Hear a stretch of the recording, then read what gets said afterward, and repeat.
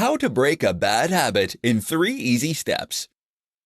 Building a better you is not just about introducing new positive habits. Just as important is to remove the bad habits that are wasting your time, damaging your health, or losing you money. The only problem is that habits are hard to break. That's why they're habits. The good news is that there are ways you can break bad habits if you know how. In this presentation, we'll look at 3 simple steps that can help you bust those bad habits for good. 1. Change your environment. One of the most important things to do if you want to break a bad habit is to change your environment. That means you should remove yourself from your usual location. The reason is that your environment will be filled with reminders and triggers that will make you more likely to engage in the negative behavior. That is why many people trying to recover from addiction will go into rehab.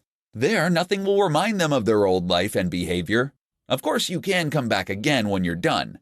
Trying to quit smoking? Wait until you're going on holiday and you will have the best luck.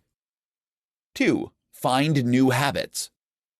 One of the very most important things to do if you want to break a bad habit is to replace it with something new. Otherwise, you will still be continuously reaching for that cigarette or looking for that cake.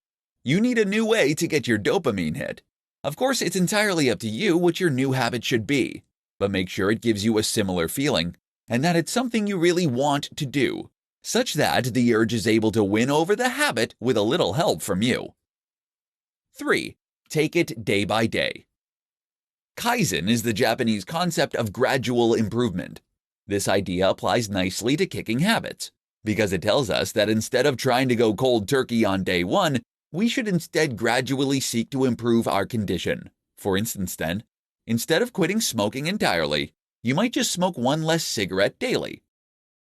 Likewise, instead of trying to end procrastination altogether, you might set a timer and try and keep it to no more than 10 minutes.